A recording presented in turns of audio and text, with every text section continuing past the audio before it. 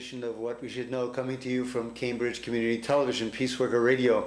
What you see on the screen in front of you is Cambridge, Massachusetts, a reasonable New England town. It looks peaceful, it looks idyllic on this September 12, 2016, one day after 9/11.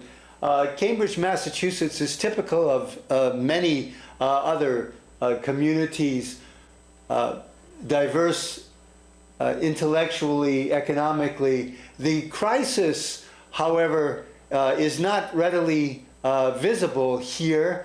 It's a crisis of ideas, of individuals who recognize that the political, economic, and social system of the United States is corrupted and decaying by any number of standards. The program that we have today will highlight some of these differences. What you're looking at here is a view from our studios here at Cambridge Community Television at 2 o'clock in the afternoon of September 12th, 2016. The reality of Cambridge, as I mentioned, is a diverse reality. We'll be looking at precisely what that is. This is a recreation of an article of an event which took place just 14 days ago at Cambridge City Hall, in which a group of local protesters, students, activists, blacks concerned about the crisis and the continued killing of blacks in the United States, protested at Cambridge City Hall, just down the street from our studios. They protested by having two activists chain themselves to the front doors at the middle of this picture of the demonstration on that day. The realities of Black Lives Matter are incredibly far removed from the lives of many of us, but not removed from the dramatic crisis in which the racist America, exemplified by Donald Trump and bigoted white Americans, and tolerated by political forces throughout the United States. This crisis is basically the subject matter of what we'll be discussing today, and the reasons behind this crisis. Let's get a look at the article in text. Secret Service appears to have broken the protocol with Clinton's early departure at 9/11, etc. That has nothing whatsoever to do with the subject matter that we're speaking about. The article is from Steve Anier from August 31st, 2016, 2 weeks ago. Cambridge, 4 protesters were arrested Wednesday after locking themselves to the front doors of City Hall during an hour-long rally.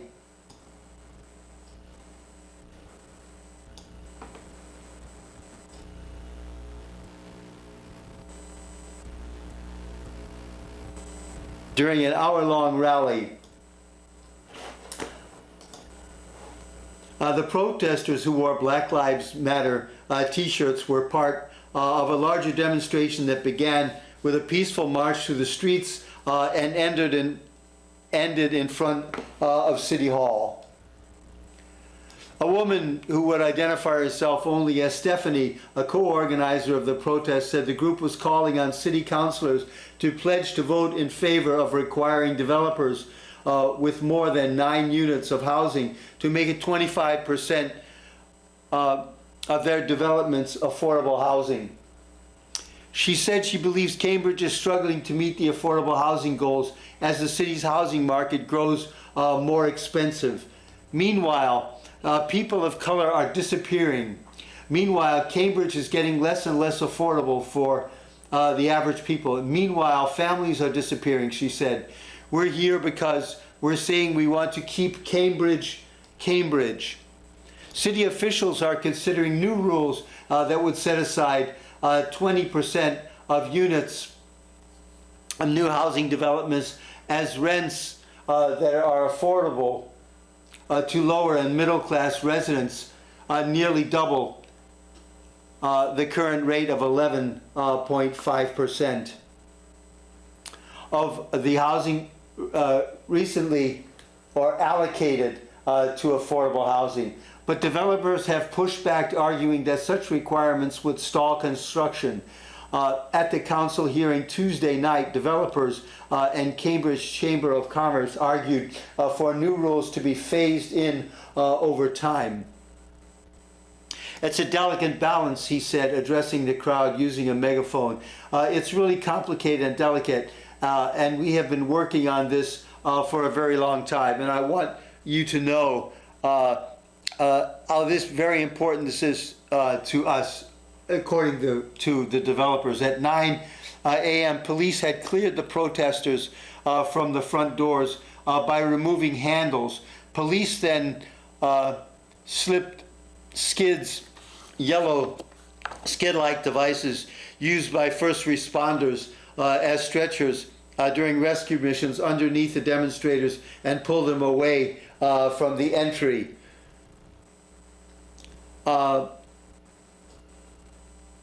Police later surrounded the protesters. The women remained locked together by their necks and connected to the men in the corner of the landing. For a time, the protesters remained on the ground, but later carefully stood up together and made their way to the waist-high wall at the edge of the landing to face the crowd. These are pictures of the courageous two young women who had chained themselves to the front doors. As one can see, it's a completely peaceful demonstration. It's peaceful because there is no rowdiness, there is no challenging the status quo. What actually is taking place is a protest of a dramatic nature in which the individuals chain themselves to the front doors. This, however, did not interrupt business at City Hall, because there are doors exactly opposite where these young women are chained to, allowing any individual or business to be conducted normally by entering or leaving City Hall. So it was a protest in reference to the continued erosion of the ability of individuals who have a long history of living in Cambridge, Massachusetts, being displaced due to the economic changes taking place with higher and higher rents as professionals of the biotech industry continue to move into City Hall, or excuse me, move into the city of Cambridge. This is an example directly across from our studios behind this postal truck now being emptied, the door now being opened. This building directly on the left-hand side of that postal worker is a building which is going to be a 20-story high luxury apartment building with only 10%, perhaps 11% of the units affordable housing. This is an example. This building now is 2 stories high, and it's going to be replaced by a building 20 stories high, completely obliterating and changing the nature of Cambridge, Massachusetts. That is the reason for demonstrations of this kind taking place, because the powers that be are not interested in providing for housing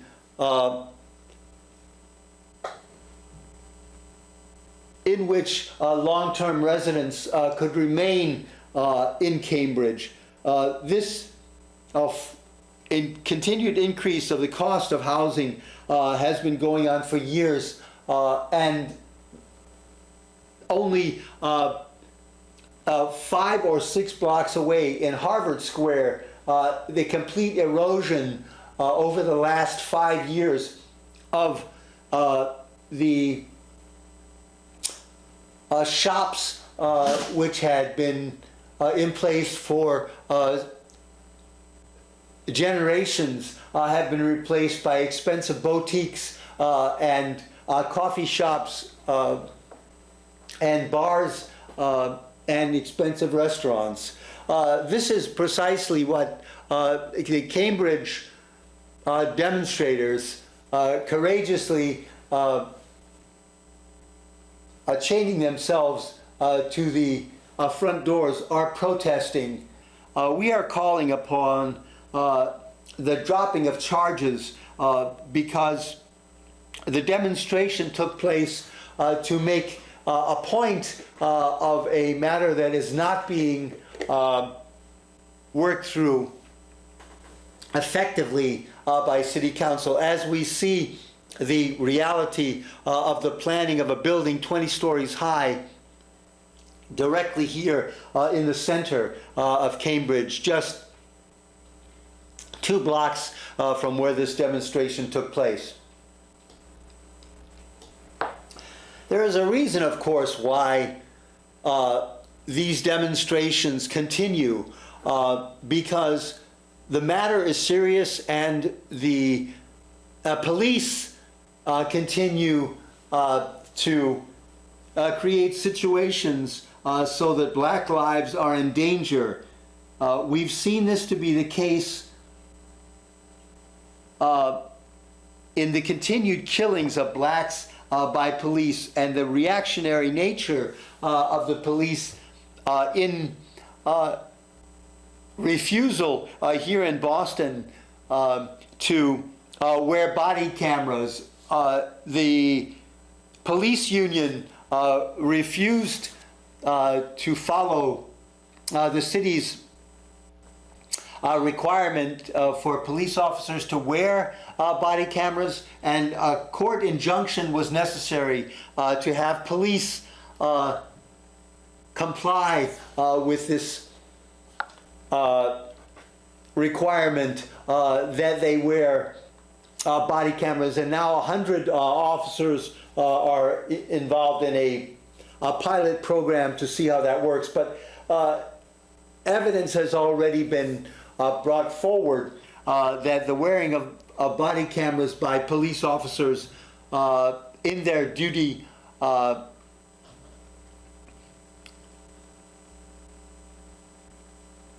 is one method of reducing the number of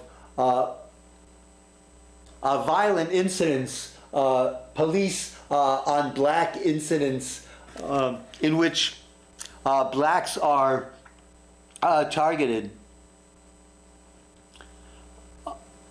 What we see are examples here of a black protester whose body was found recently in Missouri. Let's get a look at this article. Ferguson protest leader found shot dead in burning car. Police said they have no motive or witnesses in the killing of Darren Seals, who led protests in Ferguson, Missouri, following the 2014 shooting of Michael Brown by a white police officer. The article continues by Reuters News Service, who we thank for bringing forward this article, as we also thank the Metro newspaper in Boston for the photos of the Cambridge protest. Reuters, September 7th, 2016. Missouri detectives have determined have not determined the motive or identified any witness in the investigation to the death of a man who led protests in the city of Ferguson following the fatal 2014 shooting of Michael Brown by law enforcement officer, police said on Wednesday. By the way, the term law enforcement officer is a term used here. What it actually means is police. It is police killings that are taking place by police using excessive force, justifying their actions through a Supreme Court ruling giving police complete authority to use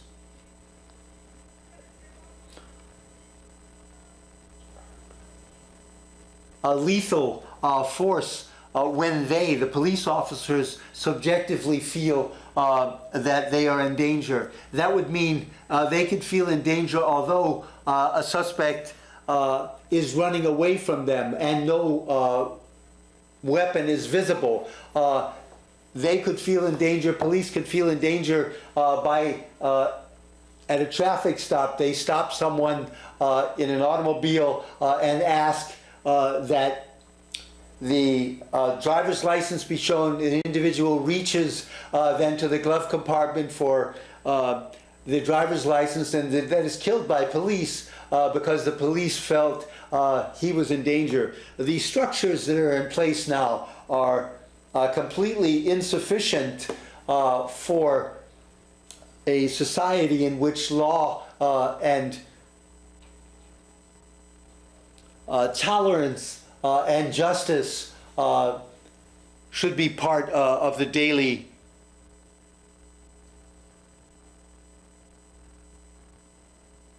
interaction between individuals and races. This article we have before us is about the killing, the murder, and burning of the body of a black activist, Darren Seals, 29. Protest leader Darren Seals, 29, was found shot inside a burning car in the village of Riverview, about 5 miles east of Ferguson, early on Tuesday. St. Louis County Police said in a statement. Ferguson, a St. Louis suburb, gained national attention because of a rioting after the August 14th shooting of Brown, an unarmed black 18-year-old, by a white police officer, Darren Wilson.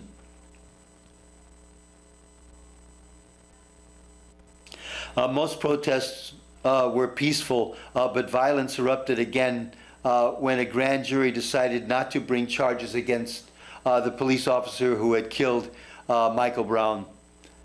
A federal investigation later found patterns of racial discrimination by Ferguson police. The demonstrators helped to coalesce a civil rights movement, Black Lives Matter. And the Cambridge protest that we started out the program with is an example of this continuing call for justice.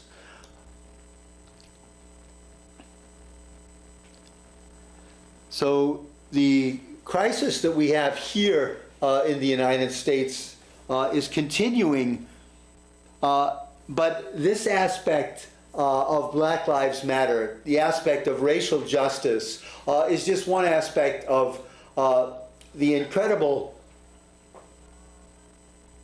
injustices in this society in which it looks as though the very fabric of our society is, although it looks in appearances similar to looking out of this window outside of the studio, it appears as though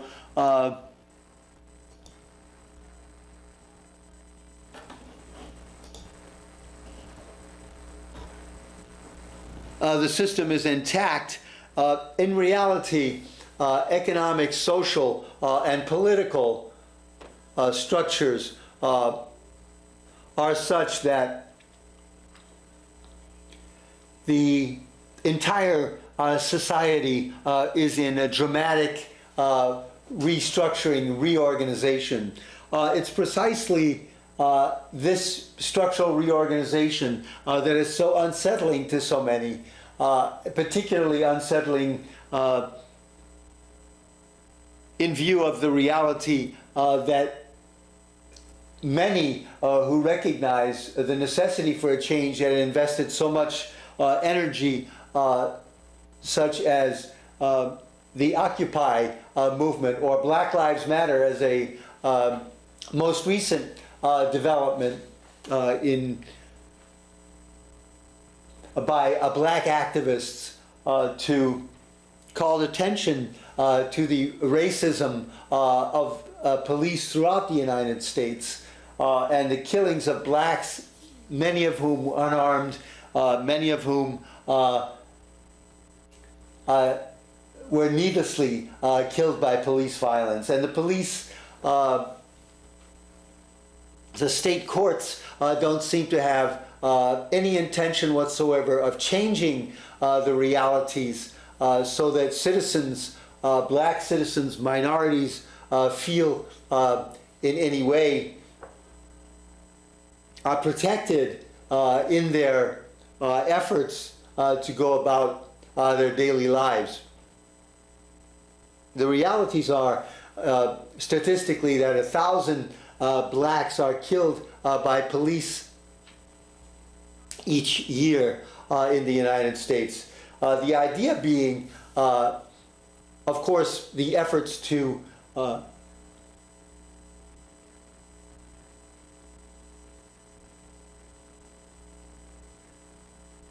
collect weapons, to have a buyback system in which the weapons are taken off the streets is called for on a daily basis, and great amounts of money are brought forward for this buyback program.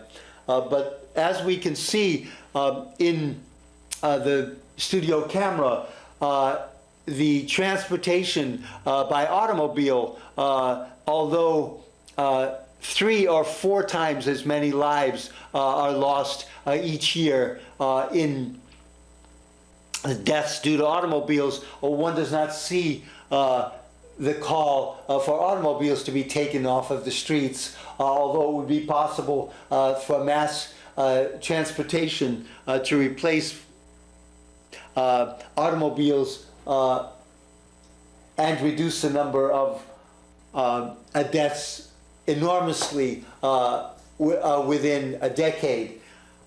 It's mass transportation which would also solve one of the primary problems of global warming. But let's get a look now basically at the problems behind these crises, not only of the crisis in global warming not seen in this, but created to some extent by the burning of fossil fuels. And the matter we had just seen, we had just talked about moments ago in reference to the Black Lives Matter. Both of these have to do with the economic situation. And we're thankful to a group called econ4.com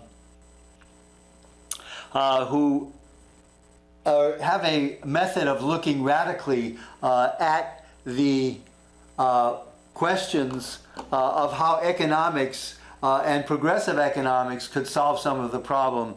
Econ4, changing the way we look at economics, that's basically what they're about. And we invite our viewers to look at econ4.com on the web.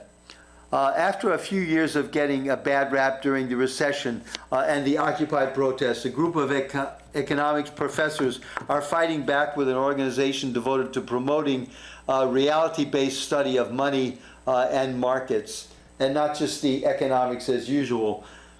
So it says, Ben Schiller, 1/12/2012, brought this article to the web. It hasn't been a great few years for the economic profession. After blithely endorsing policies that led to the recession, the recent protests about income inequality have exposed at least some economic thinking as perhaps not quite focused enough on the well-being of all members of society. That is an understatement. Econ 4 is a group of economists pushing for changes in how their subject is taught in U.S. colleges. They argue that the financial crisis provided the fallacy of what we call market fundamentalism, and that a new type of economics which emphasizes people and the environment is needed. The group, which was created in September, endorsed the Occupy Wall Street movement and supported students who protested bias in economic teaching at Harvard. The following is a slightly condensed interview with an Econ 4 founder, James Boyce, a professor of the University of Massachusetts in Amherst. James Boyce says, contemporary economics suffers from an unhealthy degree of intellectual monoculture. The Occupy Wall Street movement, organized during a conference of a group called the International Confederation of Associations for Pluralism in Economics last November.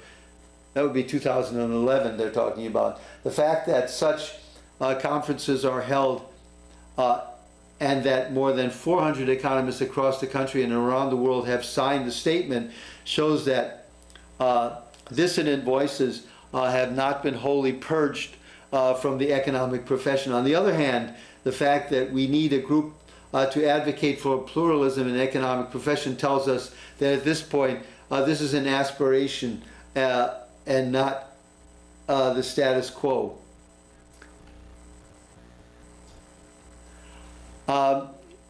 You said we need an economics for the 21st century. What would that look like is the question. Economics for the 21st century, the author said, we hope will be reality-based and ethically grounded. By reality-based, I mean moving beyond simplistic and abstract theories to better understand how real economies work. In the 20th century, the central question in economics is often framed by a choice between government and the markets. People, and I'll skip down to this bold print, it says, people who wield more purchasing power in the market typically wield more political power in making governmental decisions. And that is probably true to most of us. Another truism and point taken by the group Econ 4. We want to promote not only the supply of new economics teaching, but also student demand for it. That is the idea. The centerpiece of our efforts will be the production of a series of short animated videos that introduce key topics in economics.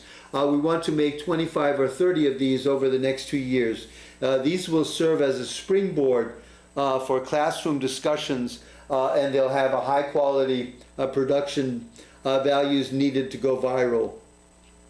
In the longer run, we also want to increase the supply of economics PhDs trained in reality-based and ethically grounded economics. To do this, we want to support dissertation fellowships, postdocs, and new journals for publication. So this is precisely what these groups, Econ 4, and this is a look at their website, is interested in. Let's see if we can find more information here about Econ 4. In this part of their website, a new interactive website from the Economic Policy Institute compares 1% and everyone else in the United States. As we've mentioned at the beginning of our program, the protests that are increasing are motivated by groups who take umbrage, who take issue with particular structural realities of our society, such as in Cambridge, the idea of displacement because of the increased costs of living in urban areas, or the Black Lives Matter movement, the economic injustice leading to mass incarceration and impoverishment of large numbers of blacks and the breakdown structurally of black families due to the lack of employment. These ideas are all based, have their fundament in failed economic policy. And the income inequality, of course, is one aspect of this. The income trends have varied from state to state and within the states, but a pattern is apparent, and the growth of the top 1% incomes explore inequality in this interactive feature.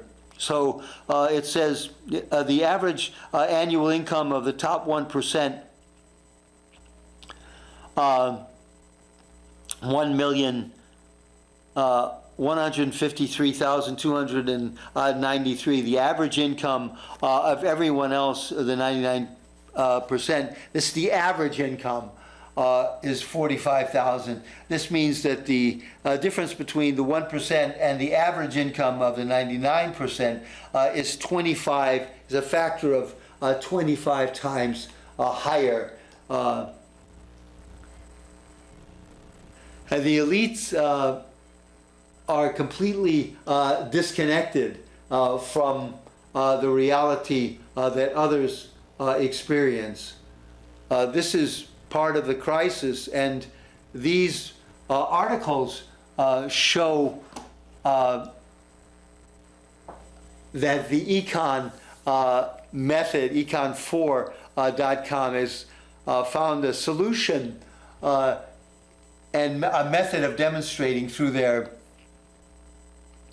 short videos, which we'll be looking at in a few minutes into the program, show how the structure of the economics is the basis for all of these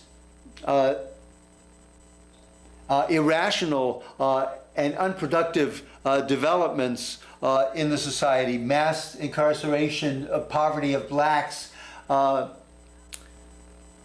the shifting of populations out of urban areas where only the rich can afford to live downtown, and those who can't pay the rents are displaced anywhere else. The overcharge and high cost of finance. This is an interesting example of how this laissez-faire policy works. How the basic economics of this policy, the cost of excess pay and profits from 1990 to 2005, between 3.6 and 4.2 trillion dollars. A trillion is 1,000 billions. A billion is 1,000 millions. A million is 1,000 thousands. So what we're talking about, if we're talking about $4.2 trillion, we're talking about 25% of the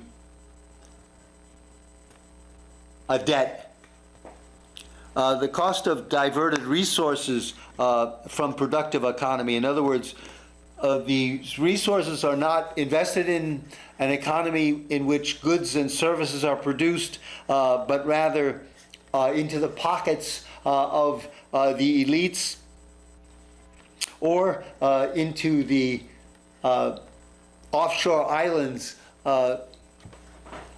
into accounts in which it is simply there to avoid taxes. The cost of diverted resources from the productive economy is between 2.6 and 3.9 trillion dollars, and the cost of financial crisis between 2008 and 2023. The idea being that the financial crisis was brought about by Wall Street, by the banks themselves, and that this crisis continues to restructure the economy and divert resources from the production of goods and services, but shifting the economy not so that it pays wages and salaries that drive an economy, but rather simply augment the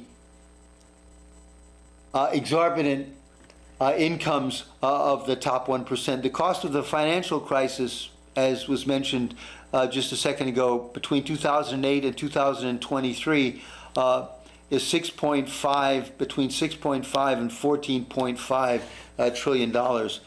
And the total financial sector cost of the U.S. economy, that of high finance and overcharged and excess profits, is between 12.9 and 22.7 trillion dollars between 1990 and 2023.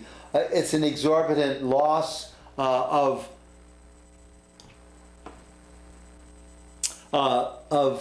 wages. Let's get a look at what is said about inflation, why banks and financiers benefit from a low inflation. Let's get a look at this.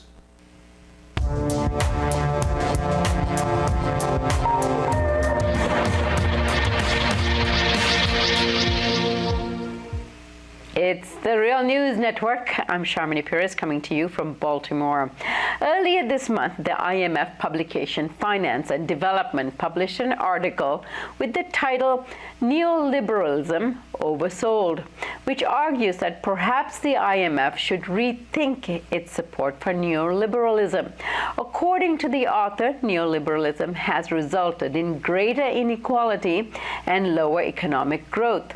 It's a remarkable admission considering that the IMF has been and continues to be the main proponent of neoliberalism in the world. But what does neoliberalism and its economic policy mean? With us to discuss the macroeconomic approach to neoliberalism is Jerry Epstein. Jerry is professor of economics and a founding co-director of the Political Economy Research Institute at the University of Massachusetts Amherst. He has recently done an interview on the topic of inflation targeting in neoliberalism, where he discusses the rise of inflation targeting as a central bank policy, where the emphasis is on very low inflation to the exclusion of other policy objectives. Jerry, I thank you so much for joining us today. Well, thank you for having me. So, Jerry, as I mentioned, the IMF economist Jonathan Ostry published an article this month in which he questions the wisdom of IMF emphasis on neoliberal economic policies. That alone is quite interesting, and I'm wondering what you thought about that article. Well, it's pretty remarkable that they actually use the name neoliberalism because for decades, that's what they were implementing. But to them, it just was sound economic policy. It was just efficient economics. So to actually name it as a type of economics with particular types of policy implications, I think is a very new thing for the IMF. It's just like Economists for decades have not been wanting to call our system capitalist or to use the word capitalism. Well, that's been changing too. It makes us understand that this is one among a number of different approaches. Now, neoliberalism, the way Jonathan Austrian and others have used it, typically means free market economics. That is, let the market rule.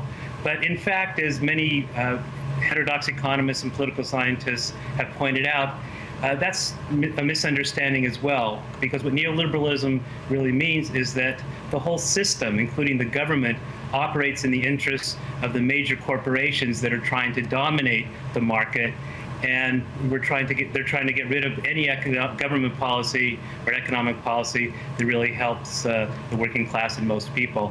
So it's a very interventionist kind of activity and not a free market activity. And the IMF, as you said, has been one of the dominant institutions worldwide that has been intervening around the world, implementing neoliberal policies. So let's get to inflation targeting here. Explain to us what that is you're tackling in these series of interviews you have done. So inflation targeting is an approach to central banking that was promoted by the IMF and many economists around the world to say that the central bank should stop intervening so much in the economy to promote employment, a more equitable distribution of income, jobs, that it should have only one goal, and that goal is to maintain a very low inflation rate and to use market-friendly tools, mostly short-term interest rates, to implement that goal. The idea, of course, is that the free market will take care of itself. It will promote economic growth.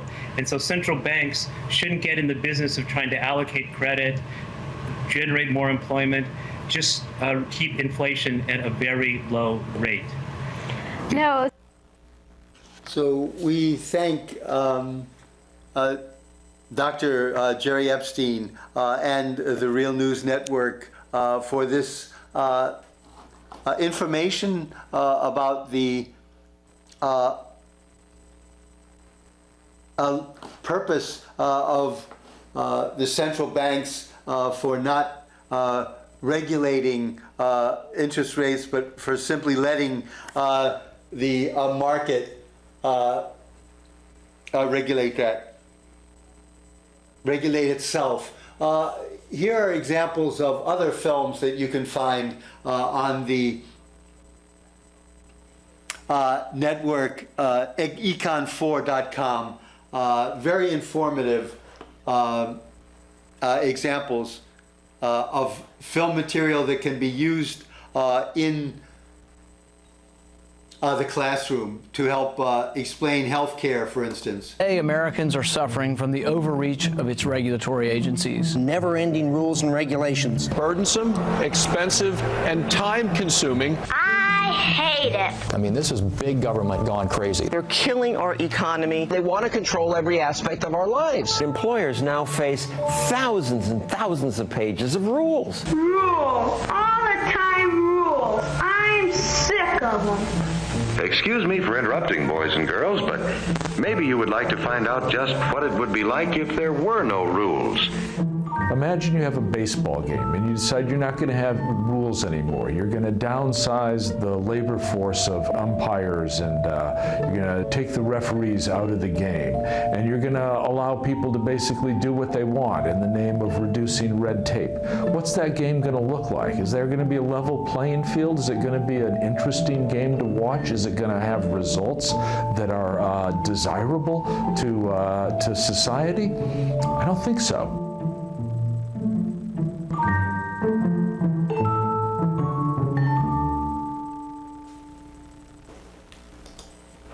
So that was my mistake there. That film, of course, was about regulation and rules, of course. But the next one on the Econ 4 website is about healthcare, and that's just as entertaining. Of the three great pillars in American capitalism. All right, Gary. The open market. Yes, the open competitive market, where anyone can offer his wares for sale at whatever price he can get.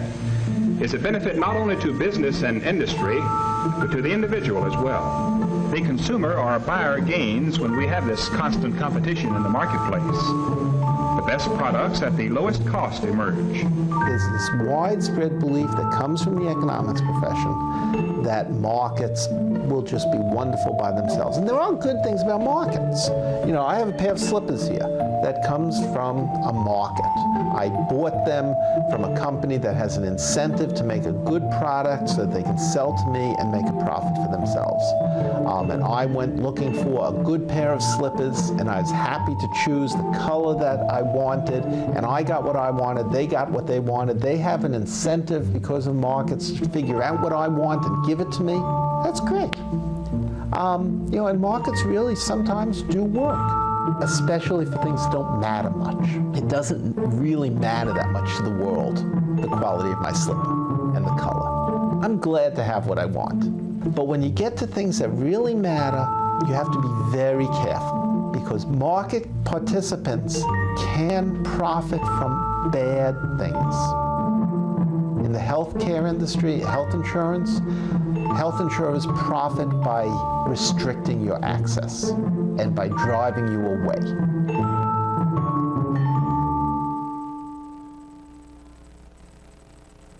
We pretend that healthcare is a market commodity, like buying apples and oranges or anything else, whereas healthcare is actually a complex system that doesn't fit into the market framework the same way as trading apples and oranges does. Healthcare is not a right, it is a good, like food, like shelter, and like clothing. What if you had grocery insurance? I'll just buy everything. Trying to fit the square peg of healthcare into the round hole of a market system doesn't work very well, and America's healthcare system isn't working right now. We spend more on healthcare, and we get less health benefits than just about any other rich country in the world. America has the greatest health care in the world. About 45 million Americans don't have insurance. Another 25 million have insurance that is really inadequate in case you actually get sick. 45 countries in the world have longer life expectancy than people in the United States, including Cuba, including all the Europeans, and yet we're spending way more. So we spend about 17% of all GDP. That means 17 cents of every dollar in this country is spent on healthcare, whereas these other countries spend about 8 cents per dollar. So it's not like this is a marginal difference. That's a lot of money. We're talking about trillions of dollars. Now, where is that money going? Well, the money is essentially going to private health insurance companies, private pharmaceutical companies. They are not about to give up that money. 15 to 20% of what you pay to a health insurance company goes to administrative expense, including profits. By contrast, Medicare has administrative overhead of about 2%. Why does the insurance industry run up such high billing and insurance costs?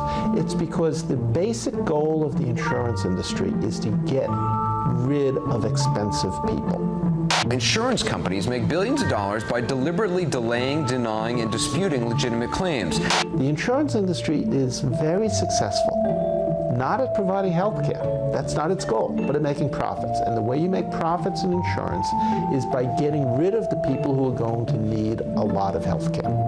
Discourage them from carrying insurance with you. Get them to go away. Not necessarily to die, although that would work. You do this by putting up lots of barriers to access, requiring lots of reviews and lots of paperwork, etc. And after a while, people just... So we thank the professors of economics at the University of Massachusetts Amherst and econ4.com, of course, for these terrific examples of material that can be used to explain economics in schools or to groups simply by using the materials presented here on Econ4 website. We mentioned housing at the beginning of this program today, and the demonstrations that took place here in Cambridge, Massachusetts, in which young people chained themselves to the front doors of City Hall in protest for the increasing number of costs and the driving of populations out of the cities, displacement of families and individuals who have lived in Cambridge for many years. Here's an example of the housing explanation by Econ 4 professors. Nearly 1/3 or 1/4 of all homeowners in the U.S. are underwater on their mortgages. The rate of mortgage defaults is rising, and we've learned from the government that 1 million home mortgages right now are in default or foreclosure. 9.9 million homes have been foreclosed upon since 2008. And as of 2011, there were about 14.3 million year-round vacant housing units in the U.S. What we had was a whole financial system that were like drug pushers. They were loan pushers, and built up this whole pyramid scheme of bets and counter bets and shady investments, and sold these all over the world. And these banks made billions and billions of dollars. Goldman Sachs, Citibank, Bank of America, Barclays, you name them. And then when they went bankrupt, the taxpayer ended up having to bail them out. The policy of the administration has been to let the housing market adjust. That has involved millions of people losing their homes, enormous social suffering, and suffering that has hindered the economic recovery, because people aren't able to get out of their homes, they're not able to sell their homes, they're not able to buy new homes closer to where they might get another job. I mean, and the whole economy is frozen up. The solution from the administration has been to encourage foreclosures.